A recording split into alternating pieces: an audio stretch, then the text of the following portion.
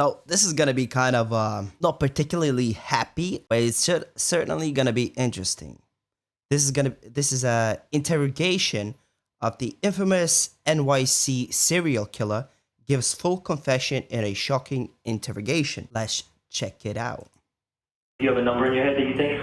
I would say there's well over 80. Do you think that many? By the way, this video is from Law and Crime Network. It's gonna be linked. The video is gonna be linked in the description as well. Well over. There is no sentence that I can impose that will truly be enough. This video contains the interview of a convict who has killed over 20 women.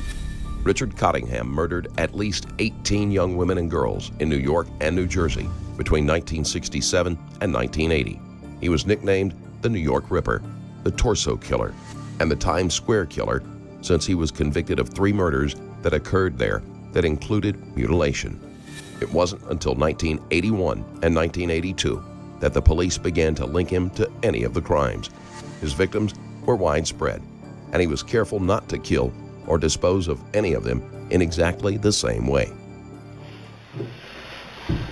It's too close to dinner. It would be a shame. No, don't eat. You're wrong with that. Hold on.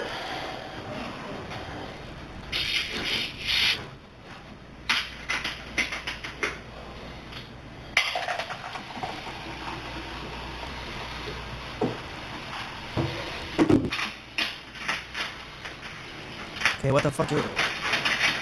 This was the field, the cornfield, that I always, the well's back here. This time I came and it looked kind of wet and everything, so I used to just drive right off the road, drive back in and turn the car around and face this way. So I always knew, even if a cop car came by and seen me from here, by the time he got back here, I was gone into the woods. So I never brought my car there. So this time, I went up to here, and I went around this way. And my intention was to see if this was drier. And then, now on the other side, just like this, right from here, that was all swamp or woods, whatever.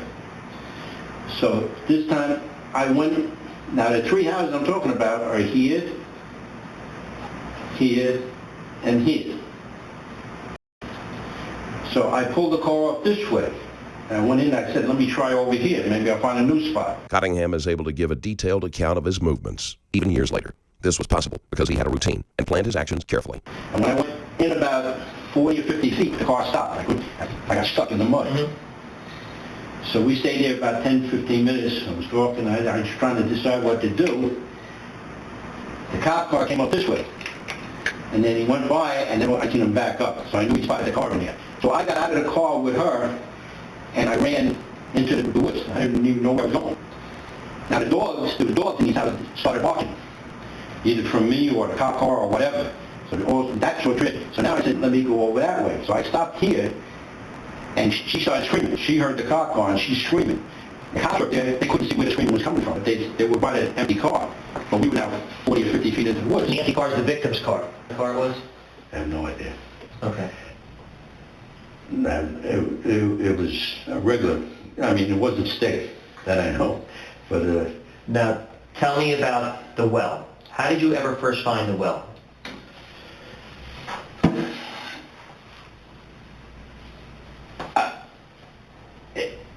In the beginning, I wanted to find a place to drop the body. But see, I always like to drop them near the side of the street so it can be found easy. And most of them, you'll sign over the thing. Almost all mine were. But in the beginning, I didn't think that way. But then I figured, I didn't want these people rotting, Mm-hmm. So I got a little sentimental. I said, if you drop them near the street, somebody will find them in a day or two. But I walked. Oh, how nice of him. He doesn't want the bodies to rot. You sick, sadistic. I might have just got out to take a leak or something. But I walked back. You could walk from this field was all solid. I mean, there was no water, no wood, no swamp. But when you walk back in here, after you got about 40, 50 feet, it turned to swamp. You know, where there's actually water, you know, you couldn't actually walk dry. And I was walking back there to see if I could find a place to, you know, hide a body. Were you by yourself when you first discovered it? Like you were just on like a scouting mission, or did you actually have a body in there that first time? Do you know? I had a body. Okay. And I had the first time I seen it, I didn't know what it was. That's what it was. I walked on it, and it was tin. It was like a galvanized round type, you know, Like corrugated? yeah. It was like I'd say 8 foot long, 10 foot long, 5 foot wide. So big. It was a big, yeah, it was a big piece. Because I walked on it, I realized this ain't ground no more, and it was like metal. But it was pitch black. I couldn't see what it was. I didn't have no flashlight. I never carried a flashlight or a light or anything. The next time I came back, I was earlier. It was only about 8 o'clock at night. It was still dark, but it was early. It was lighter, or the moon was out or something. So I went back to see what it was, and I seen it was a metal piece. So I moved it, and I couldn't see nothing. It was pitch black. So I dropped the rock. And went down, it sounded like 100 feet, but we're down about 20 feet, 15, 20 feet. And I seen the side, it was like a well. It looked like, but not brick, like stone or old cinder block or something, like an old-time cistern or something that somebody covered up so nobody would fall in. And then I said, hey, this is a good spot. And then I remember the 3 girls that dropped in there, and then I said, I started thinking about them rotting there. I said, nah. That's why I started dropping them by the side of the streets. So you only used that well for 3 bodies. Just 3. This would have been the 4th one, but she got away. I don't know if I was going to put her in there. Because after those 3 were in there, I went back there many times, but I never put nobody else in there. Okay. So I don't know. It wasn't always planned. It was, you know, just how things came out, you know. I don't know if we would, if this wasn't, it just looked different to me that time. I thought I might get stuck. That's why I went around the other way. I would have went back. I don't know if I would have dropped her in the well as the 4th one or not. But I brought quite a few others after that I didn't. After that 3, I never went back to that well. But you would go back to this field. Oh, then yeah. And then you would just go dump the body somewhere else. Right. Okay. The three girls that are in the well. Any ideas to help with those? Like, do you remember them at all? No. Where they came from, how they were killed, anything? One was a hooker. Many of Cottingham's victims were prostitutes, as most did not question him about meeting in out-of-the-way locations. One was a hooker that I picked up in Little Ferry. There was a hooker bar there in Little Ferry I used to go into. And I'm pretty sure. And one was a waitress. I remember she was a waitress. From where? I don't know. Local in the area, but I don't know where. I think she was young too, I think. I'm not sure. And the other girl could be a blonde from Atlantic City, but I'm not sure. That's what I'm saying. This dude in the chair, he's distracting with how much he's moving. I'm mixed up over, it just, sometimes it was one after the other. And then sometimes for 6 months I didn't do it, you know. What would have made you bring a girl from Atlantic City all the way up here? Did you go down there? Yeah, I was in Atlantic City. What would have made you bring her all the way up here? So that's where I brought them all. That's what I'm saying. Almost everyone was, not all of them, Right. but almost everyone was. So let's assume for a minute that you killed a girl in this field. Forget the well for a minute. You killed a girl in this field. What would you do then? You just take a dead body and put it in your car to go dump it somewhere? Well, I would, if I was in her car, I would just go different places. You know, I've gone up to New York State. I've driven from there all the way out to the end of Long Island. How would you get back? What? How would you get back? If you I would just drop the body and then come back with the car. Okay. And drop the car wherever. Sometimes it would be in my own car. But I never drove my own car across there. I was always afraid of getting stuck. I always knew if I got stuck, I could just run. Right. I never took my car in there. Like I said, a lot of times I would leave it in the 24-hour diner because it was beautiful. Car could stay there forever. Right. Nobody ever know. Nobody looked for it, and I always knew once I make it back to that diner, I'm okay. And that one on Route there had a big back parking lot. Had a little small one on the front facing the Route 4, but in the back was enormous, like 70, 80 cars could fit there. It was a good, nice diner. Good food in there. But I would always figure that's why nobody ever knew what was going on, because I would drive 3 hours out to Montauk, leave a body there. Next time I'd go there over down the turnpike until I couldn't go no further to travel, leave a body there. So there was never connected, never 2 or 3 until the very end where I started getting stupid. Mm-hmm. What do you think, what year is the first, do you think? Do you have it in your head, or you have no idea?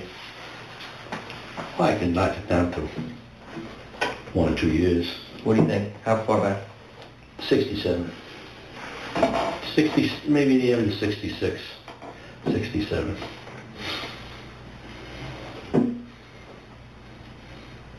It's a lot of years of running around. A lot of states too. Yeah. Do you have a number in your head that you think? Did you ever sit back and think about it?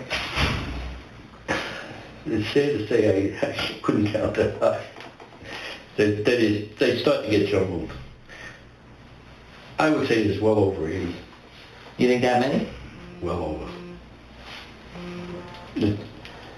I've done some in Florida, Connecticut, a lot in New York,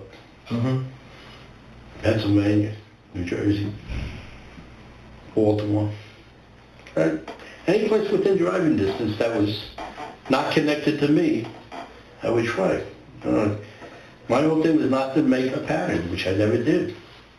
And never to try to kill them the exact same way, or to, leave a signature. I wasn't stupid, and other than that one time in Hackensack where just luck, I would have been caught there. Right. I was never even close to getting caught, other than that one time. Where'd you end up dumping that girl after that cop stopped you? I don't know. I don't remember. I don't even remember who she was, but I was coming back from Montreal at the time. And that's what it was at. I was coming down River Road. And I was during the day too. And I never really did anything during the day, but it was like 11 o'clock in the morning. So I can remember certain little facts about everything until I start thinking, then something might pop in. But a lot of runaways. See, a lot of the girls were hitchhikers, runaways. There was a lot of hitchhikers back then too. Oh, everybody hitchhiked. Every day going to work, I used to get more rides. Let's see, that was the thing with me. I wasn't a serial killer. No, You just told me you think you killed over 80. That fits the definition pretty well. No, it doesn't. But I know what you say, because you've told me in the past, there's been many more that you let go. Hundreds. Yeah. In other words, I didn't go out to kill somebody. Most anyone I killed was when I would be somehow connected to them, and I didn't want to get caught. It was more than just not getting caught. I was just thinking about myself. What do you mean connected? Meaning like somebody might have seen her get in Like the car, or... Yeah, like in the Bergen Mall. I walked around the mall. I walked the parking lot, followed her into the parking lot. Anybody could sit in the car. Cottingham has killed over 100 women in his estimation, but he doesn't see himself as a serial killer. To me, in my mind, I don't know if anybody's seen me. That to me, Like I tell you, one time in Atlantic City, I met a girl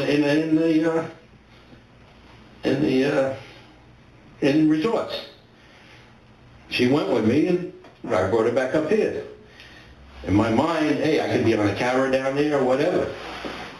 So those were the ones I couldn't leave. But if the girl wasn't dangerous to me, I never went out to kill.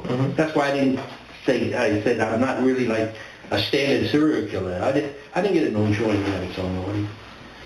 And that's the truth. Never had no enjoyment. It was very hard. So what was the thrill? Was it more rape? Did this dude piss himself? What is that stain on his pants? Oh, that's the chair. Control? Tying up? No, it was the game. It was being able to get away with it. The stalking. To be able to do it was like the perfect murder every time. You see something in the paper, a body was trying to hit, you never heard of it because there was never nothing after that. You know, no cops ever came around me or sniffed around like you see on TV. It was getting away with it. And even a lot of times, it was control. But I mean, a lot of times we didn't even have sex sometimes. Another reason Cottingham doesn't believe he is a serial killer is that he took no pleasure from the act of killing, and that his only enjoyment came from getting away with murder. Not a lot of times, sometimes. It was more, I used to say, the hardest, when I was doing the hookers, the hardest thing in the world is to be the hooker. And I mean, be the payer. Right. The out hustle, they are sharp. You don't understand that because you never was in the, if you would have seen New York City hookers in the 60s, they were sharp. And they would never do anything, ever, until you paid them first. I mean, it was like a religion. But I would get them so greedy by showing so much money. I would show them a wad like $1,000, $1,200. Their eyes would go crazy. And I always appeared innocent, naive, green. I played that act. Like I didn't know what I was doing. You know, I acted afraid around them. You know, we're going to get caught or all this stuff. So in their mind, they're going to rob me. And it was the game to get, most times we went out drinking. I'd get them drinking, get them drunk, get them in a room, have all the sex, and I never paid them. And that was the majority of the thing, to beat them out of their money, because they were going to try to beat me out of it. So this dude tried to trick her. Okay, out of the whole effed up things he ever did, that was funny. I mean, I had a case right here, right on Route 46. I had the girl in there. She was so greedy. She took she was naked from the way Lynell Taylor, if you ever talked to her, you know, we used to sit for hours watching the vice cops pick up all the vice girls to see how they do it, how they sit, one cop here, the one cop here. We followed them all the way down to with central booking, where they took them, what door they went in, what door they came out. One time they arrested her. They stopped in a deli to get all the girls. They wanted coffee, so they brought the girl there. I walked in the deli. And then I'm going, and she's arrested now, right? Yeah. And I'm trying to figure out how I can get her out of the deli without, you know, will the cops chase me, leave the other girls, or whatever. Funny. We had some time. I mean, it was exciting. I still don't know if we'll ever figure this one out. This dude finds very weird things exciting. Robbing people, killing people, getting away with it. Bro, like, get a hobby, man. Bro, go play some hopscotch or something. Like, bro, like, go paint a bird, something like that. What are you doing? Yo, if you are a psychopath to such a degree, bro, there's places that you can go where you're not gonna hurt anybody innocent. For example, go into the military. Go into the France Foreign Legion. Bro, they're basically killing machines over there. go over there and stay over there. Why would you, man? This dude's a piece of crap, man. Well, look. I think the only way is if the record and the I parameters. swear last time we talked about this, Rich, that I went down that road. I don't know if you're right with your years. Maybe last time we talked it was in the 60s and I didn't make them check late enough. I don't remember. The only reason I say, I had Montvale go way back because Montvale's a small town. There's not that, you know. but if it was, it would be the very early 70s or late 60s. And I didn't move into Ledgewood Terrace in Little Ferry until May of 70. And if I was driving back that way, if I was living in the river, I wouldn't have been driving back that way. So, and also, I wouldn't have been parked, because like I said, I walked all the ways to Westwood, and then I got a bus in Westwood that took me to Route 4. And then I walked along Route 4 to get to that diner. And I don't think I would have been down in that diner if I lived up in Riverville. Okay. So I think I was probably 70 or 71, 72. Nothing says, even if I was able to find it, Yeah. nothing says that it's not developed all over, that... I know, it's probably impossible. Or that, obviously, we'd have no, you know, who knows how we would even identify anybody in it. I don't even know. But obviously, I'd like to find it because we would like to put these 3 girls to rest somewhere. But that would hit the papers. That's what scares me. That you couldn't cover that one up. They found the bodies now. No, but that doesn't mean that it's you that hits the papers unless you decide to accept But responsibility. then people, they ask, I thought it is too. Then they ask, how did you know it was located over there? Reporters aren't stupid either, It's a tall order trying to find this. Yeah. I mean, I knew last time when we drove you up there that it's just changed so much that it was never going to work. No. But we'll try it. I'll try it again. The girl that you talked to me about that looks like that actress, Sherry Athley, right? Do you remember the stuff that you told me? No. I remember. I don't want to feed it to you. No. Because I want to hear what you remember about it. I don't remember. You had good detail on it. You really did. I remember there was a girl that the name of the picture was Roswell. Yeah. That's the name of the picture she was in. Every time I watched that picture, it reminded me of that girl. Correct. Looked exactly like her for some reason. Exactly what you told me. I don't know. That I remember. I got to play it back in my head. Do you remember you told me you followed her from a store in Hackensack? Sears. Yeah. Sears To a and bus stop. Sears and Rhodes. Did that bring it back? No, I didn't follow her to a bus stop. I met her in Sears. Okay. I seen that she was buying something. She bought something in Sears. She purchased something in Sears, a scarf or something like that.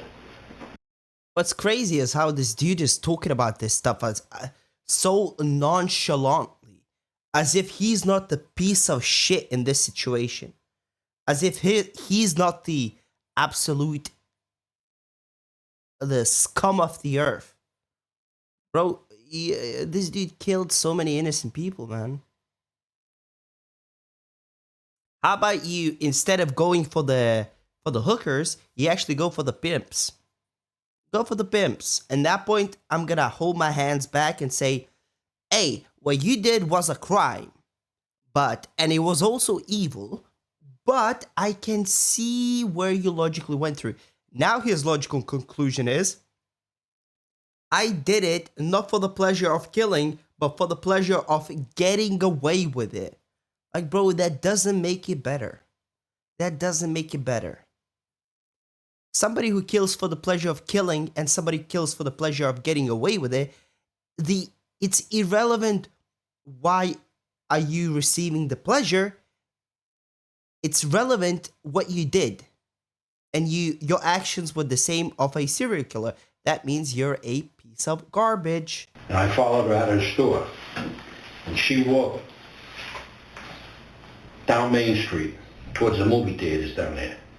I was walking behind her, seeing where she was going. And she stopped at one of the stores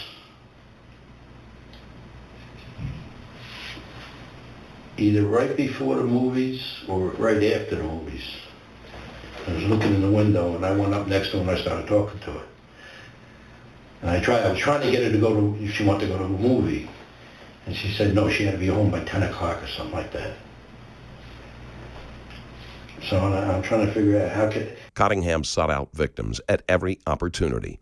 There are perhaps hundreds of women who narrowly escaped being one of his victims. How can I get her for some drinks to get some liquor into her or whatever like that?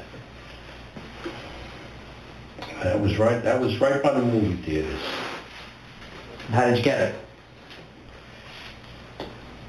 I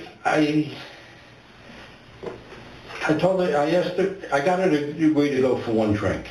You remember how old she was? I think I don't know how old I was at the time.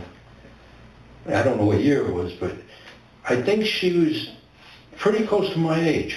We were, you know, I think the early 20s, if I'm not mistaken. But she was right around my age. Okay. I think she told me she was divorced. Not sure. I think she told me she was divorced or split up with her husband or... Already? In your early 20s? Yeah, I heard something like that. Split up with her. And you sick, sadistic. Bro, this dude's been doing it since he was like early 20s, man. Like, what? Did this dude literally start killing people like, what, at age 18? 17, 16? I mean, as the parents, his parents probably saw some red flags and they ignored it. He had to show some sort of trend for that sort of a behavior, and it was ignored. It's not like he was like a little angel and out of nowhere he started killing people. I don't believe that. There was somewhere a failure on the people around him and his parents as well, man. To be doing stuff like that at an early age, man, what the I actually wonder, like, what's the average age serial killers start killing? I'm pretty sure, yeah, they probably do it since they are young, very young. Well, at least from the point that they are capable of overpowering someone. Because this piece of shit, he didn't go for men for one reason, because he might get clapped back. That's why. He went for women because he know he can overpower them. That's what a piece of garbage this one is. 0 balls. Or it might have been a boyfriend. But I think that... Because we talked about something like that. I don't remember exactly now.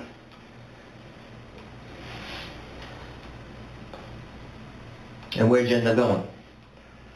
I got her to go to the Holiday Inn in Middlebury on the Circle there. And that's where I had my car parked. You had to walk there? No, we took a bus. Oh, okay. No, we took a cab. We went to get a bus and there was no buses that were going down. I was trying to get the bus that... I used to catch a bus in Middlebury to go to New York. So the bus came from up in Hackensack, so I was trying to catch the bus that came through Hackensack that went to Middlebury, and either it was none at that time of night, or I don't know if it was a weekend or not. I don't remember. But we wound up taking a cab. And we took a cab to the Little Ferry. The Little Ferry. Oh, I didn't tell her. Yeah, I didn't want to mention the Holiday Inn itself, as, you know, as the thing, but I told her there was a nice lounge there. And I said, my car is parked there. Because that's another place I parked my car, right next to the Valley Fair. I parked it in the Holiday Inn parking lot because nobody, you know, your car's anonymous. It could stay there. If I never had to come back for 2 days, it would still be there. And nobody would be saying, what's this car, you know? So I parked a lot of times right there. And when we went into the lounge, there was only like about 10 people and it was really, really empty, I remember. I thought this was good because we sat in the back. But I got the feeling she wasn't going to do nothing, you know. I just, you know how you can tell, you know. She had 2 drinks. I got a second drink into her. I can tell you one thing. If they have, I can tell you the last meal. I can tell you what's their stomach contents with the pizza. You ate pizza there? No, not there. Later on, but we stopped and we got some pizza about 11 o'clock at night. Okay. I think in Hackensack. But that's where we went. We went for pizza late. So she should have pizza in her stomach. And then where'd you go? Now I'm telling you too much. We haven't made no deal yet. We ain't You got me we ain't talking. formalized anything. You got me talking. Nothing you didn't tell me on the car ride back to Trenton. I don't remember that. I gotta show you my notes. Back then I had a BlackBerry. While Jimmy McMorrow was driving, you were in the backseat talking. I was emailing myself on my BlackBerry. Suddenly, Cottingham feels like he has given the investigators too much information, and he is afraid it will affect his ability to negotiate. With bullet points of what you were saying, so I wouldn't forget the detail you were giving me. I remember that. Because I don't remember telling you about the thing, but I remember one time driving back, I said, he's recording that's what I thought you were doing. No, I was, yeah, I said, he's recorded my thing. I was actually typing out. Myself, I'm going to shut up because I was typing out. Yeah, I can see you doing something from the back. Because I didn't want to forget what you were saying, because you were giving a lot of detail. So where did you end up taking her, though, after pizza? Where did you end up actually killing her? For now, I'm going to leave that. We got to still work out a deal, and we got to work. I understand. Before I start doing all this. Well, there's no Miranda, there's no nothing, like we talked about. I know, So right. I want to see if it matches what I have upstairs in my notes. I want to make sure that your memory hasn't faded in the last 4 years. My memory has faded a lot. Oh, so this dude's been in jail for this far, and he's only now giving the full story? That's what's going on. You remember her, though? I remember Sherry Appleby. That's how I call it. I had never heard of Sherry Appleby until you told me. I never knew. I never heard of the show Roswell until you told me. The funny thing is the show came out 10, 15 years later. Yeah. I think it was in the 90s the show came out. And that's what I remember. Yeah, right as soon as I seen that girl, I said, that reminds me of that girl. But at that time, I didn't know anything about Sherry Appleby. Mm-hmm. But I remember saying she was a dead ringer. Do you remember where you dumped her? Yeah. You do, for sure? Town, or just... Or you just think you remember, just in your head, you're seeing it?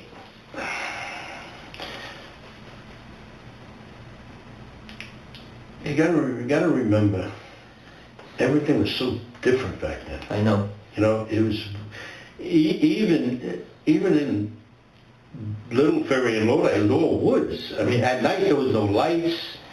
There was, you know, you couldn't see in front of your hand half the time. Mm-hmm. You know, once you got towards Hackensack, it all got lit up, or towards Little, you know, the circle there. But when you went into the side streets of town, there was no lights, there was no streets. All empty, you know, lots. There was still farmland back then. You know, everything is, you know,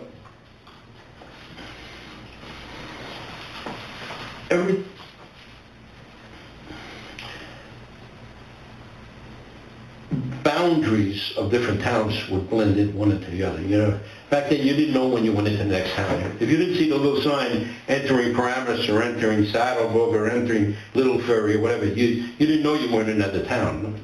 I mean, put it that way. So you could be in another town 10 minutes and not realize you were in that town. Right. So that's why a lot of times I can't say. I was in Paramus versus Saddlebrook. Meanwhile, right. Because I understand. it was, you could drive for 15 minutes and not even see a house back then sometimes. So what makes, you just said yes quickly when I asked you, do you know where you dumped her? What makes you say yes then? You just have a vision of it, or do you know what street, or do you know what town? I think I know pretty close to where I dropped her. Okay. I'm not sure though. I'm pretty sure, but I'm not sure. What the fuck does that mean? Because when I start thinking about something, then I say, well, maybe that was this one. This dude's playing games. He's playing games. He's trying to. He's basically telling the interrogator that I'm gonna keep this knowledge currently to myself until I get a deal. Right. You know, maybe, like I said, now I just remembered we had the pizza. You know, little things like that, you know, just for some reason I'll remember it. Right. But, you know, Well, where do you think you dumped her? well, now I'm going to keep that. I'll tell you if you're wrong. How's that? We're gonna, I think I dumped her in a river or a stream. Okay. Any idea what But town? I'm not sure if she went in the water or not. It was too dark. Okay. I heard a little water. I looked down. I couldn't see if she went in the water. I couldn't even see her. I went down a steep, Several of Cottingham's victims were found in or near water. like an 8-foot drop. It was very sharp. And the only thing I'll say is it was below Hackensack. If you went down Essex Street, it was if you got out of Hackensack. Do you remember how she was killed? Probably asphyxiated. Probably. But that's how I did most of mine. Right. Do you remember specifically with her? No. Okay. So you're just kind of guessing because you go I'm saying front when I on say the roll of front. averages. Yeah, I mean, I know she wasn't shot. I didn't shoot, you know. Yeah, no, I know that. You know, things like that, you know. Well, like the girl up here, you stabbed, which is not, you know. Listen to the logic this dude uses.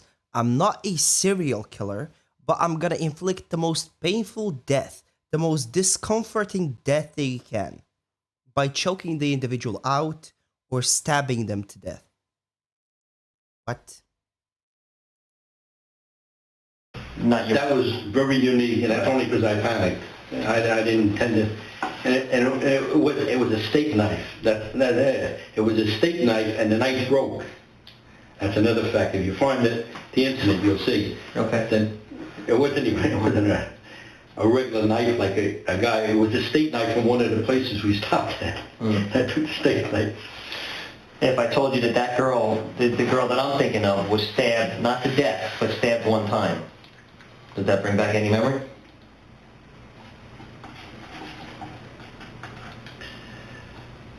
It was not by any means what killed her.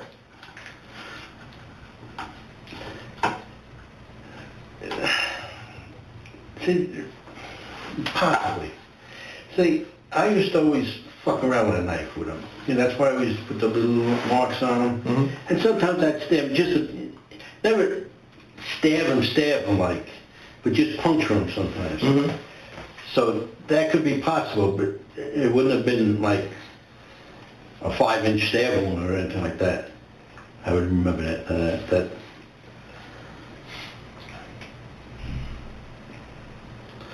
But you also got to remember, a lot of times I was drunk out of my mind. Too. Right. So you might not remember too. You know, or I remember differently, you know. Yeah. No, and listen, You know, I don't sit there and think about these things. I try not to even think about these things. well, Rich, some of these things too, you're thinking of, like, if you were to give me everything you got, that somehow I'm going to put it to dozens of murders all over the place. You see the lack of detail you have on a lot of these things, and even some of the detail, like you said, you think is with one, it might belong to another one. Because I'm being honest. And I mean, it's easier to think, or it maybe not be. This might not be as successful as you think it would be in terms of my successful meaning on my end. And that's why I project for so much detail, because that's about the only way that you could figure out one case from another. I told you in the very, very beginning, most of the detail is not going to be detailed. Most of the details be, I dropped this body off at road mark so on the Jersey Turnpike. And you look up and you'll find a body was dropped there. But now, for me to tell you what girl it was, I can't remember. The one I dropped off way out in Long Island. I remember driving out there. I remember I could go to the street, go down there, I went there, I turned the car, and there was a fence there, and I threw over the fence. But to tell you, was it the one I got hitchhiking over here in Paramus, or was it, until I know more facts, or I see a picture, or something distinctive, or something, there was just too many. I just don't remember. Keeping track of the identities of the women hasn't been high on Cottingham's priority list.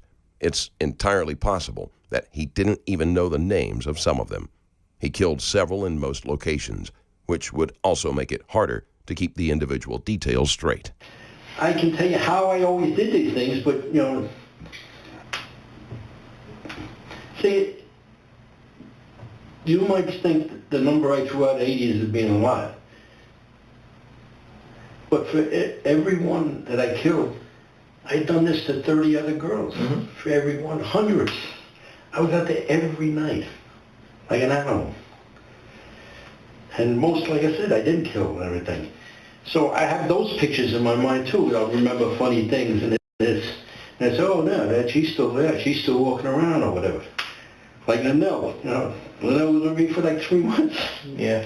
I didn't kill her. I think longer than that. Was it? I think longer, yeah. That's all we saw. Yeah. Down in Baltimore. But yet I remember her last name was Ziegler. Now, how do I remember? I just remember. Yeah. I remember sitting out in front of her. She took me to her house in Teaneck. We sat out and looked at her family's house. I remember that. But I don't remember ever hitting her. Ever. I think she was lying there because I just didn't.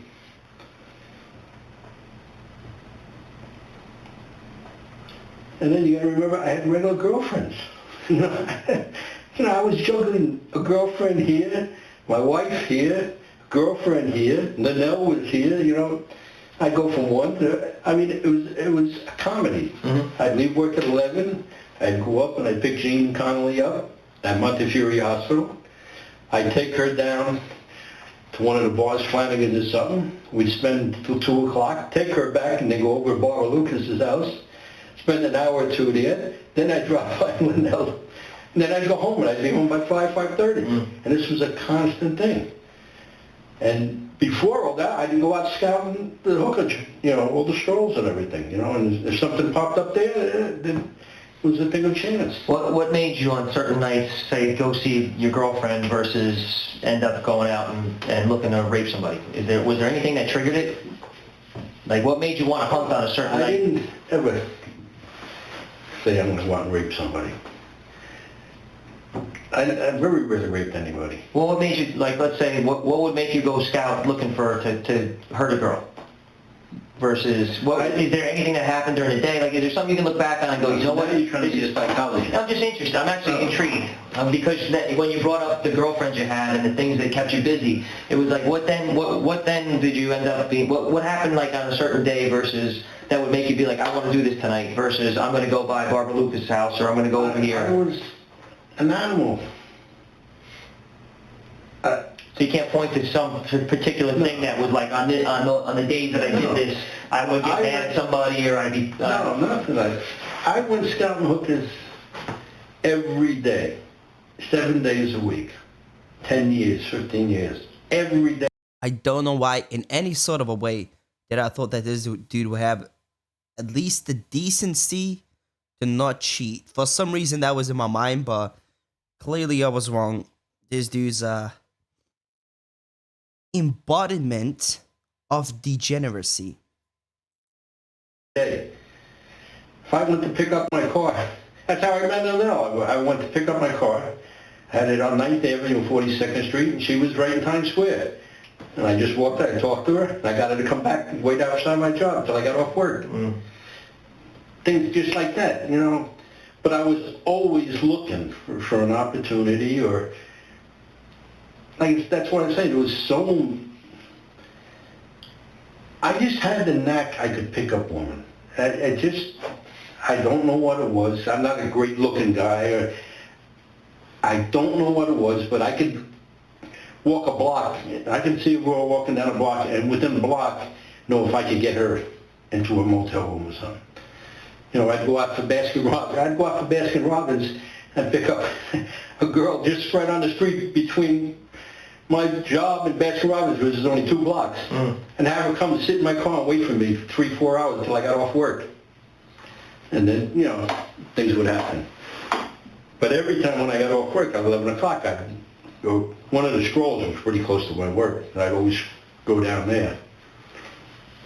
I'd make my little routine loose. I'd always look for new girls. You know, a lot of the old-time girls never paid attention to me because they... You know, the thing is, I think quite proud of himself that he didn't have any lady problems.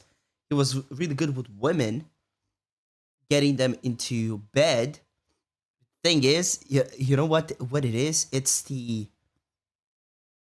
psychopathic confidence in himself what I think was attractive about him. That's why. Bro, this dude's not rich, he's not good looking, but I'm pretty sure he had one thing. That's confidence. And not confidence in a good way. This dude was a predator on the highest level, and he managed to trick a bunch of ladies into their demise. You know, I didn't spend no money with them. So yeah, that's exactly that. That should be a really good lesson for the girls. That just because a dude gives you the tingles and he speaks nicely to you, that doesn't mean that he's a good guy. You know, so, you know, I never spent a dime, actually. That was my truth. But then by 12 o'clock, I'd have to be up at the hospital, and then I'd come down, I'd be in the bars, you know. But this was 7 nights a week. I drank 7 nights a week. I went out with these girls every night. After 8 years of marriage and 3 children, Cottingham's wife grew weary of his long absences and began the legal proceedings for a divorce. She withdrew the petition upon his arrest, then completed the divorce after his conviction. What I did to my poor wife, you know. She didn't have a clue. No, well, probably They better. never do, but... It's probably better that she didn't. Probably better she didn't. Well, she thought I was cheating on her. Right. You know, she always accused me of that, because, I mean, I never came home at 5, 6 o'clock in the morning, and I come home drunk every night. Yeah. And I worked 7... That's the thing, too, I went to work 2 years straight without a day off.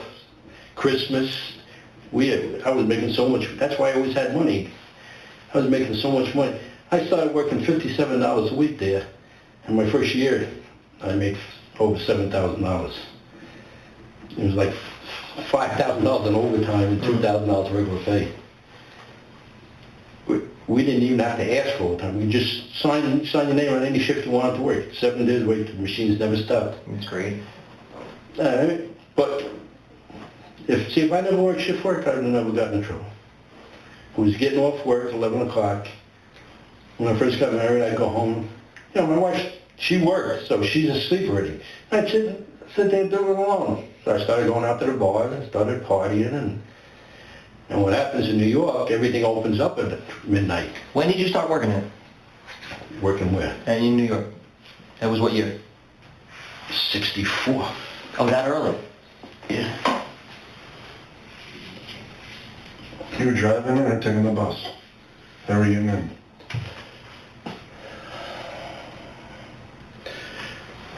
Well, in 64, I worked for MetLife.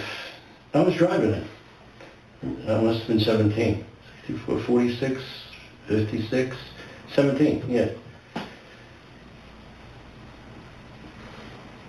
And I worked for MetLife for 2 years, then I went over to Blue Cross. But I always worked the shift work in Blue Cross.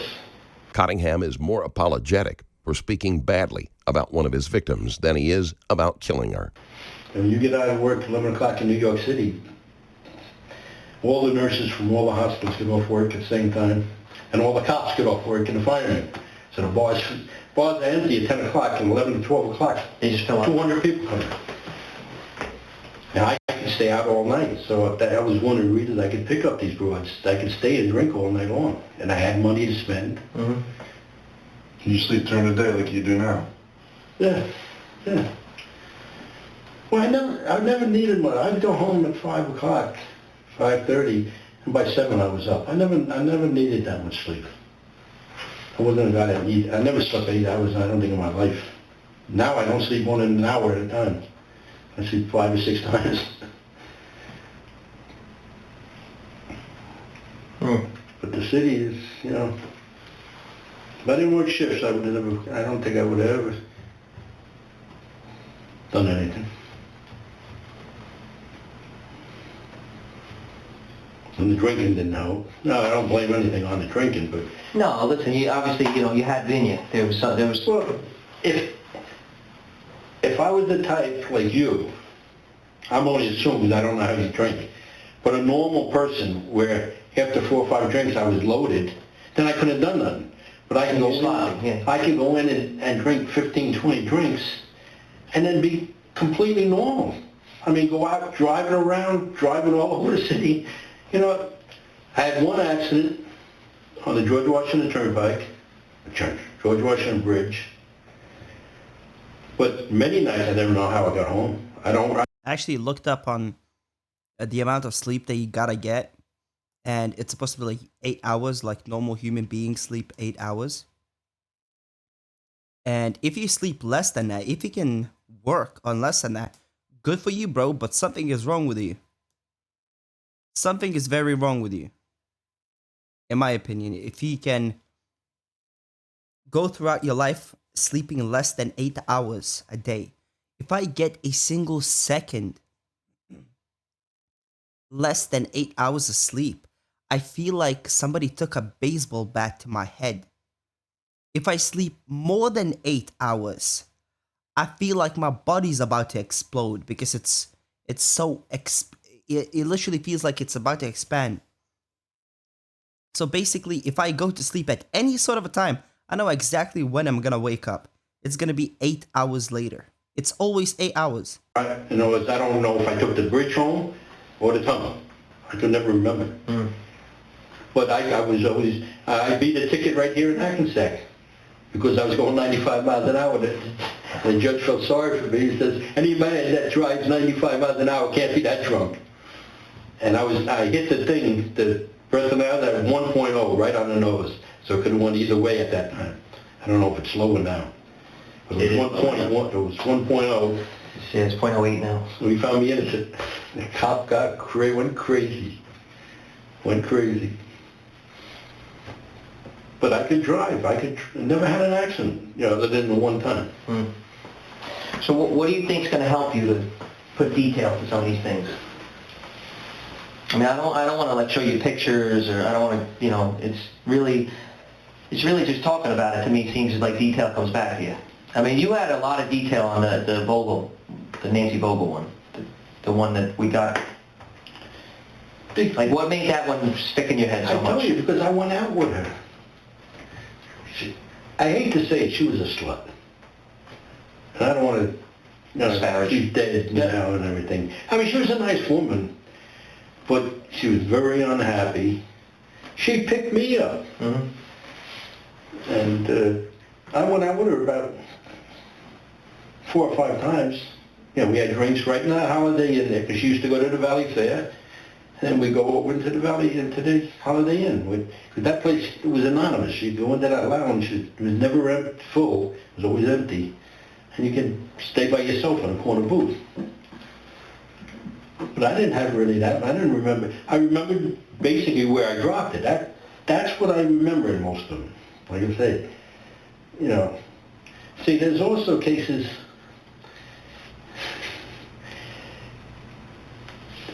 that if I tell you the truth, you'll think I'm lying. Like what? What does that mean? I think I told you once before that just by lockout, but just by happenstance, you can kill somebody one way and it'll appear to be a different way.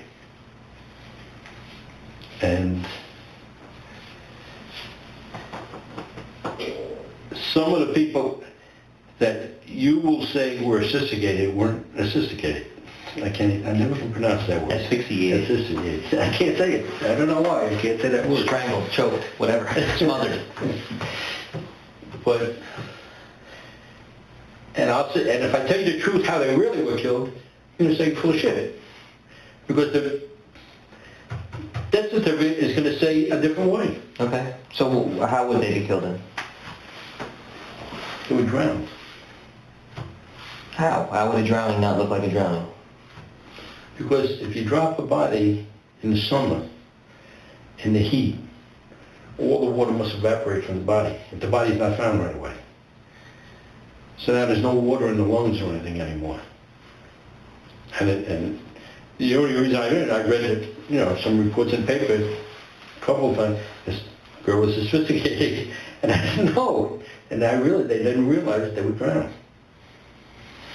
I can't speak to how exact the science of autopsies were back in the 60s or 70s, so I bet you even now they couldn't tell. Yeah, I don't know if that's true or not. You leave a body out where it starts to decay, after 2 or 3 days, you can't tell it was drowned. Because there's no water in the lungs. The lungs, everything's collapsed already. We don't have that, well, at least here in Bergen County, we don't really have that many decaying bodies like that, or unsolved, I should say. Not many of our cold cases have anything to do with decaying bodies. So I don't know that that's the case of anything that's here in Bergen. I can't speak to any of the other counties. Well, I can tell you for a fact, it is here in Bergen. I don't remember any of them that are certainly not decaying. Cottingham makes the odd claim that some of his victims didn't die the way the medical examiner said they did. The most likely explanation is that they died without him realizing it, and he attempted to drown them. But there's... Well, I'm just using that word, but I'm saying if it's in the summer and it's left in the heat, I'm assuming what happens is all the water dries up. So there is no water in the lungs that would determine, and it would be the farthest thing you would think you find them in a lot, you wouldn't ever even think about drowning. What would make you drown somebody and then bring them back in the car? Why would you leave them in the water? Because they weren't drowned. Or bathtub, whatever, right? So you got to get them out of the bathtub, don't you? Yeah, I guess it depends where you are. Right. Like I said, I did things in all different ways. But I told you that in the very beginning. You did tell me that. I remember. You did tell me that at the very beginning. Because I always said, this is the perfect murder. I mean, they can't tell, obviously. Then, when I thought about it, I said, well, the heat dries everything up. The body's all dry. Why would you think somebody's drowned? The only way to tell is water in the lungs. So if it's, the lungs are clapped, you think just smothered.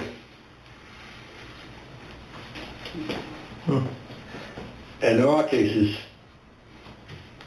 right here. Well, you have to enlighten me so I can look at them. That's down the line. You have to enlighten me, because I don't know that I believe. But that's what I know. But that's why I'm saying if I tell you the truth, you'll think I'm lying. So I can tell you a lie, and you'll think I'm telling the truth. Not at all. Not at all. Yeah, I need you to tell me what you remember. That's all. I mean, and if it marries up to something, it marries up to something. If it doesn't, then it doesn't. Or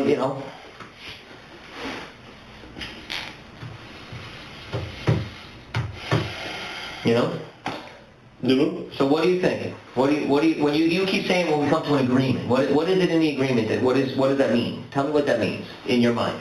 Besides the obvious that I know already, which is you're looking for it not to get back to your children. The likelihood of Cottingham's not finding out about any of these murders is slim. There's nothing the detectives can do to hide this information if it proves to be correct. Well, that's the main thing.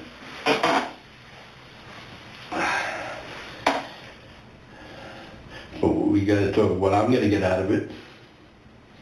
The satisfaction of righting a wrong. That's what you get out of it. And I think you're almost at that point. What do you want for dinner tonight? Let's start with the simple. What do we eat tonight? Because we're getting off track here. Go ahead. What are you thinking for dinner tonight? What kind of food? Really don't know. Nothing striking your fancy at the moment? Everything, nothing, you know, it's like, I don't need anything expensive, you know. No, that's good, because I didn't really want to splurge on you, because you haven't given me anything. Good. Kentucky Fried Chicken would be good. Really? I don't eat that. Really? No, I'm not joining the Kentucky Fried. No, me either. No, what else? You make some suggestions. Thank you, bro. I gotta take a leak. Excuse me, man. This is the worst diagram I've ever seen. I thought you were supposed to be such a good drawer. He made me a great Christmas card one year. I can't even pick up anything anymore. Every 10 minutes my hands part of the carpal tunnel. They say it is, but I don't think. Cottingham's confirmed killings resulted in 9 convictions and a further 8 confessions under non-prosecution agreements, leading to him serving multiple life sentences in New Jersey prisons. In 2009, decades after his first 5 murder convictions, Cottingham told a journalist that he had committed at least 80 to 100 perfect murders of women in various regions of the United States. In April 2021, Cottingham confessed to an unsolved 1974 double homicide in Montvale, one of New Jersey's most notorious cold cases. The confession was extracted by Angelotti weeks before his retirement and was facilitated by Vronsky and by Jennifer Weiss, the daughter of Didi Gazzari, one of Cottingham's later victims. Vronsky and Weiss had been meeting with Cottingham in prison since the spring of 2017, counseling him to make the confession. In March 2023, Angelotti elicited another confession from Cottingham, the murder of a 17-year-old who vanished in January 1967. Hopefully you enjoyed the video. If you did, there is a Patreon link in the description where you... Yeah, that's one sick bastard. But to be honest, for him to get away with murders for such a long time is insane.